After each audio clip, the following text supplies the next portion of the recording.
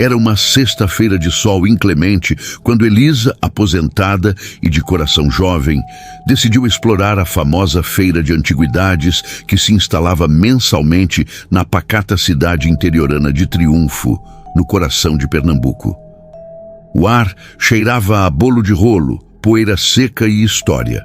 Elisa, com seus 70 anos bem vividos, tinha um carinho especial por objetos antigos. Cada peça para ela guardava uma memória, um sussurro de um passado que insistia em não ser completamente esquecido. Andava pelos corredores de barracas de madeira, admirando louças desalinhadas, santos de madeira com olhos desgastados e móveis que contavam séculos nas rachaduras de seu verniz.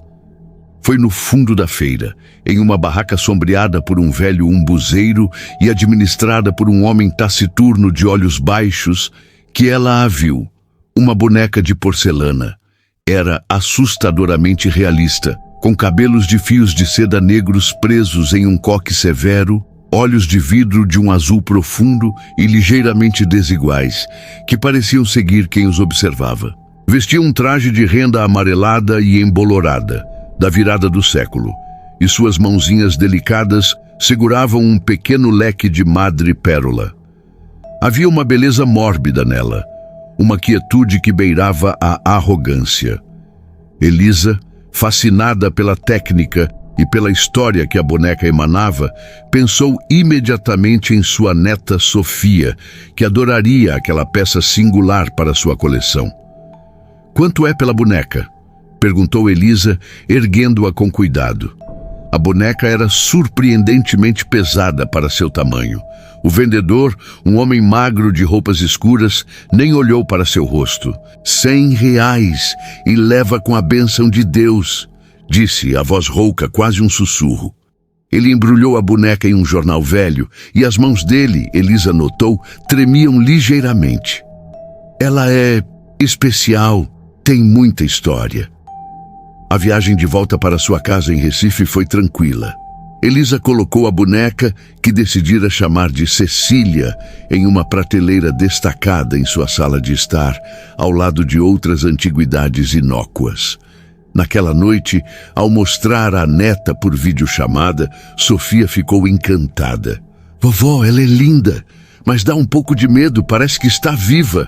Elisa riu, atribuindo o comentário à imaginação fértil da menina. A primeira noite foi tranquila. Na segunda, começou. Ela foi acordada por um som. Tap, tap, tap. Um ruído leve, como passos minúsculos de saltos altos no piso de madeira do corredor. Era ritmado, insistente, seguido por um som de arrastar, suave, como se as rendas do vestido da boneca roçassem o chão. Seu coração disparou. Era tão nítido, tão próximo. Ela se levantou, o coração batendo forte contra as costelas, e pegou o pesado candelabro de latão que tinha na cabeceira. "Tem alguém aí?" Sua voz soou frágil no corredor escuro. Silêncio. Ao chegar à sala, a luz fraca da lua entrava pela janela, iluminando o ambiente. Tudo estava em seu lugar. O rádio, a máquina de costura, a boneca Cecília, sentada imóvel em sua prateleira, seus olhos de vidro fixos na janela. Nada. Absolutamente nada. Elsa abanou a cabeça, atribuindo o episódio a um sonho vívido ou à sua imaginação de mulher idosa. Mas a noite seguinte foi pior. O som dos passinhos começou mais cedo, pouco depois da meia-noite. Desta vez, não era apenas o tap, tap, tap. Junto vinha um outro som. Uma música, uma melodia de cordas distante, como a de um velho gramofone, tocando uma valsa triste e fora de sintonia. E por baixo de tudo, um canto. Um sussurro cantarolado, de uma voz infantil, porém envelhecida e amarga, com palavras em uma língua que Elisa não conseguia identificar. Ela sentiu um frio percorrer sua espinha. Não era sua imaginação, era real.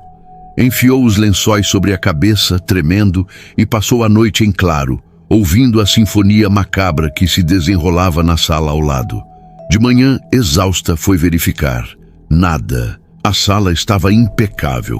O ar, no entanto, parecia carregado, pesado, com um cheiro residual de perfume antigo e mofo. Os eventos se intensificaram. Elisa começou a encontrar a boneca em posições diferentes. Na primeira manhã, sua cabeça estava ligeiramente inclinada. No dia seguinte, uma de suas mãozinhas havia soltado o leque, que estava no chão. Na outra, ela estava de costas para a sala. Eu devo estar ficando louca, pensou Elisa, tentando racionalizar. Mas a atmosfera na casa tinha mudado. Uma opressão constante pairou sobre os cômodos. Suas plantas começaram a murchar, como se a energia vital estivesse sendo drenada. Lucas e Sofia, em sua visita de fim de semana, ficaram inquietos. Vovó, a boneca é bonita, mas eu não gosto dela. Ela fica me olhando, disse Sofia, recusando-se a ficar sozinha na sala. Lucas, mais cético, brincou. Ela parece aquelas bonecas assassinas dos filmes, vovó.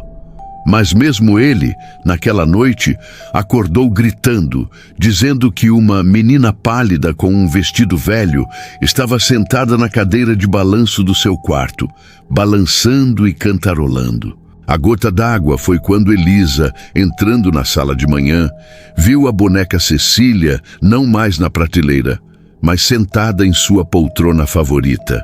E, no chão, aos pés da poltrona, arrumados em uma pilha perfeita, estavam todos os seus lenços de seda que ela guardava em uma gaveta no quarto. Foi quando ela viu, na nuca da boneca, quase escondido pelos fios de seda, havia uma pequena cavidade, um compartimento secreto. Com dedos trêmulos, Elisa o abriu. Dentro, enrolado, havia um pequeno pergaminho amarelecido. Desenrolando-o com cuidado, ela leu uma caligrafia cursiva e elegante, mas que trazia uma mensagem horrenda. Esta efígie abriga o espírito de Cecília de Montemor, falecida aos 8 anos por febre tifoide, amando do seu tio, o comendador Augusto Duarte, para herdar suas terras. Sua alma, envenenada em vida, não encontrou paz na morte.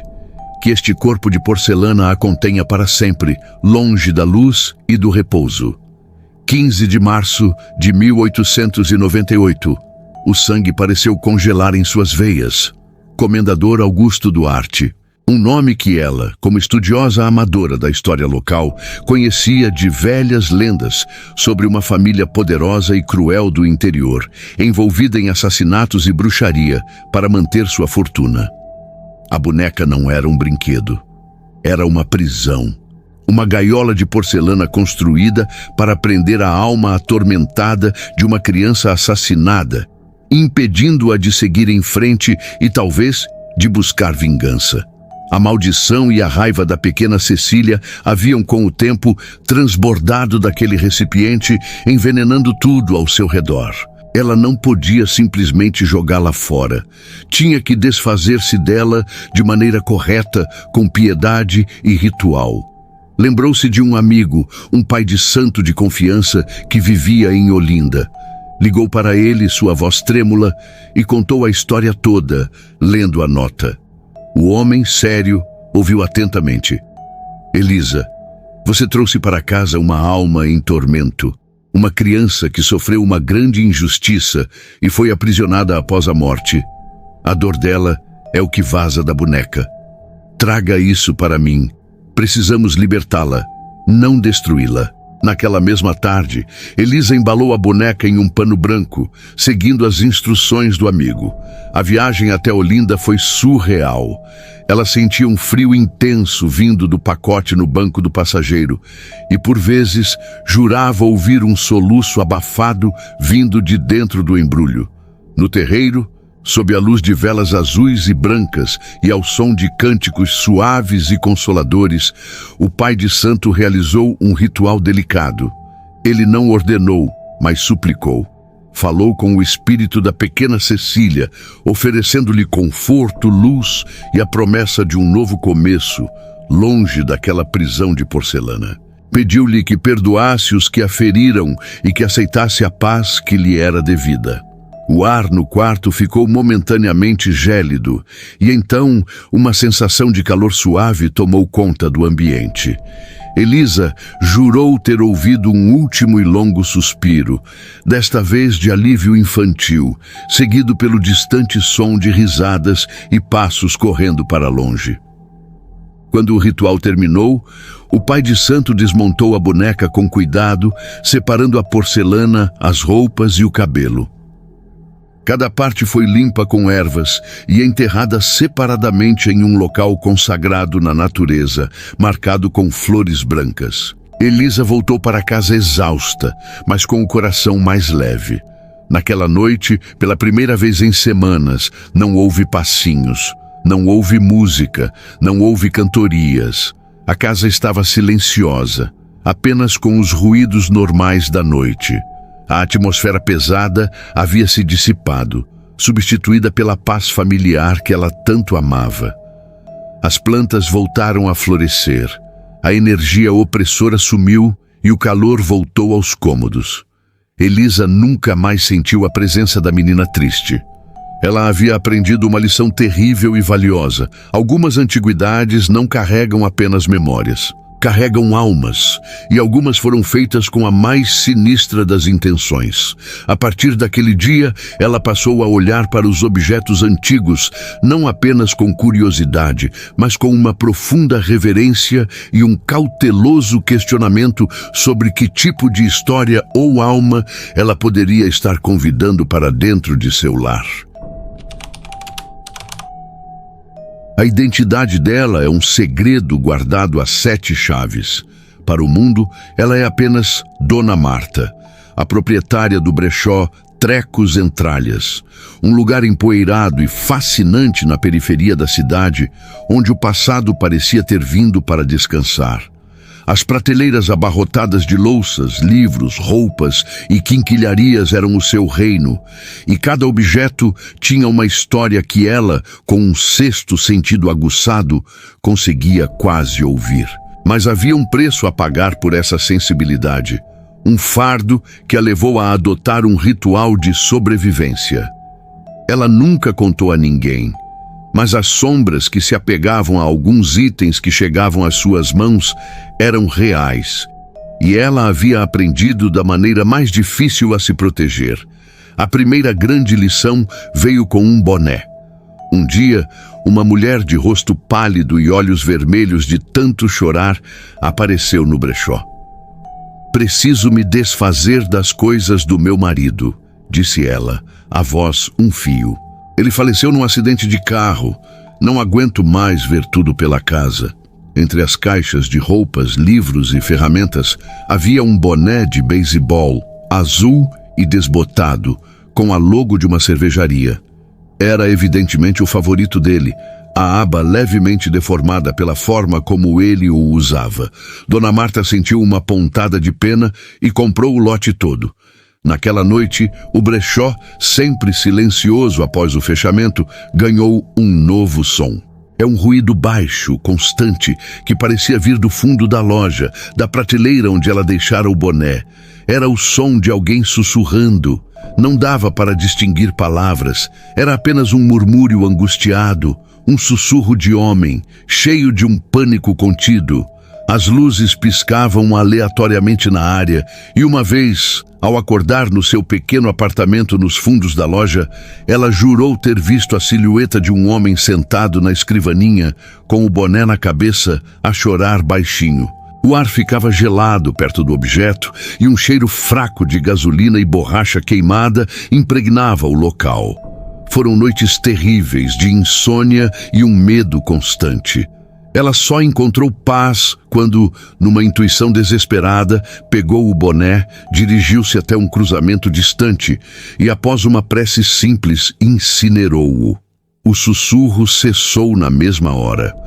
O espírito do homem, preso ao seu objeto querido, talvez revivendo o momento do acidente, finalmente se libertou. Tempos depois, a lição se repetiu com um sapato, não um par, apenas o pé direito. Um sapato social masculino, de couro fino e elegante, mas com a sola gasta de forma peculiar. Uma senhora elegante o trouxe, dizendo que era de seu falecido marido, um homem muito viajado, e que aquele sapato sobrou de uma mala extraviada. Ela queria se livrar da lembrança. Dona Marta, cautelosa, aceitou. O problema começou na primeira noite. Ela ouviu um som claro e distinto. Clac, clac, clac. O som de um único sapato de homem caminhando com determinação pelo piso de madeira da loja. O som era irregular, às vezes arrastado, como se o dono estivesse cansado ou bêbado, outras vezes rápido e ansioso. Mas ia além disso.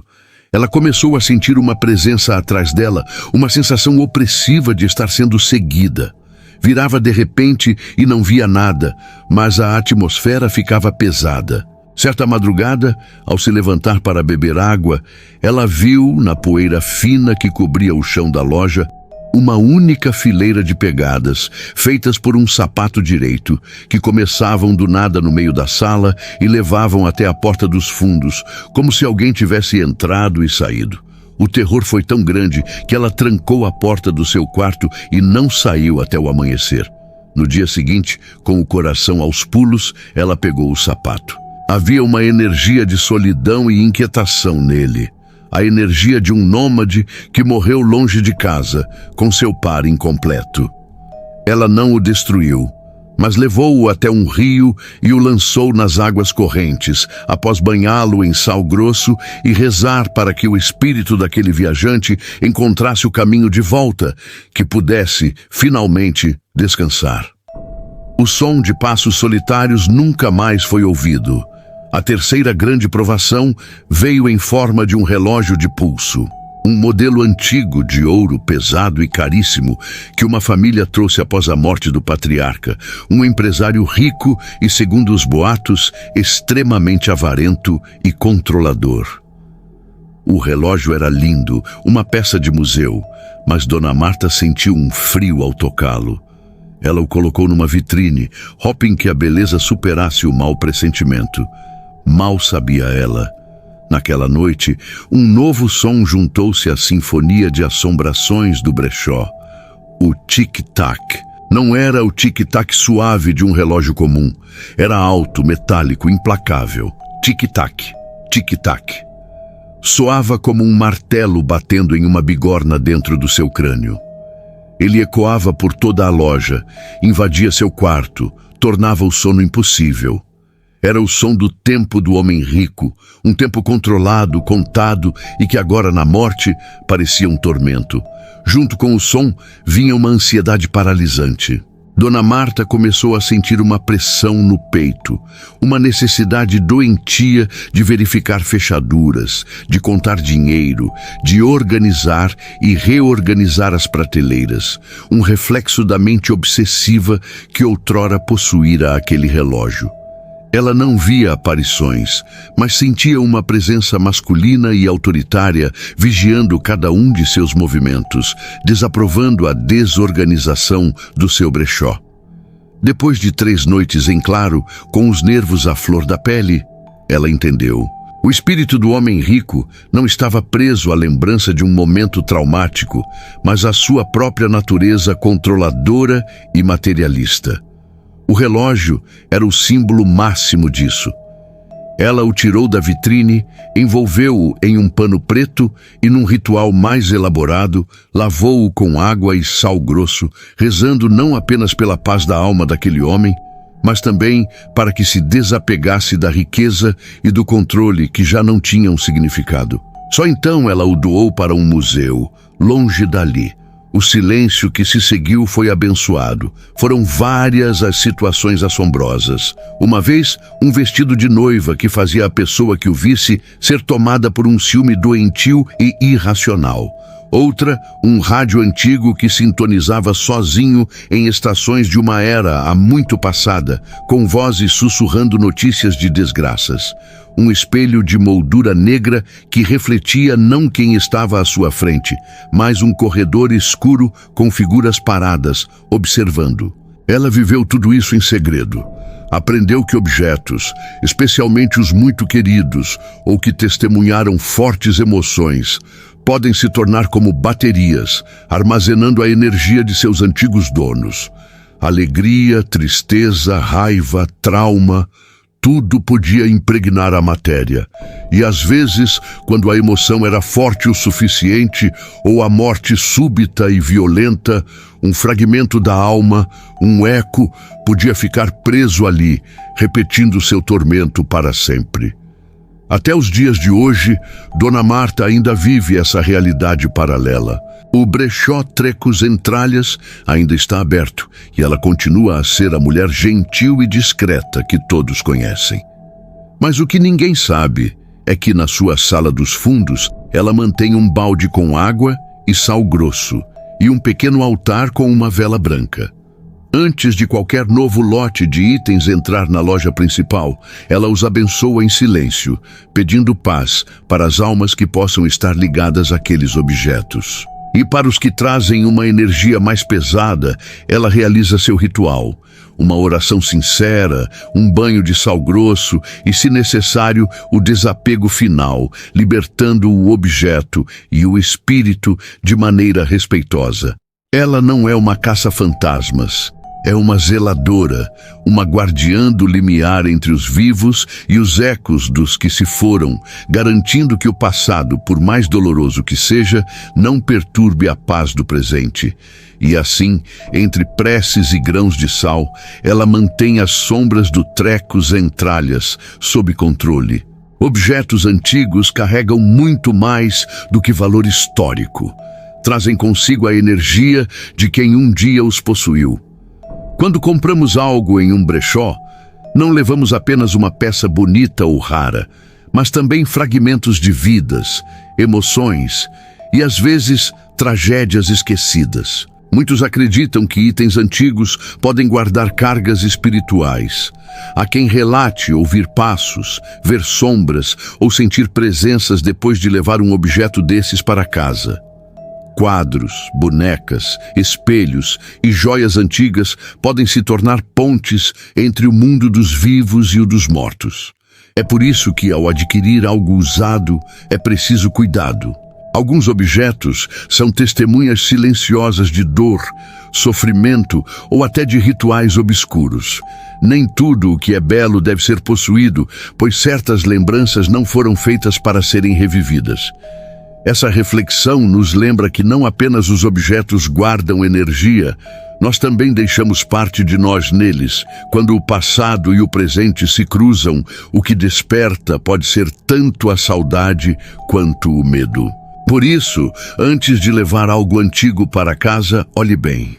Sinta. Às vezes, aquilo que parece apenas um adorno inofensivo pode carregar o peso sombrio de uma história que insiste em não ser esquecida. Envie seu relato para o e-mail na descrição. Até a próxima.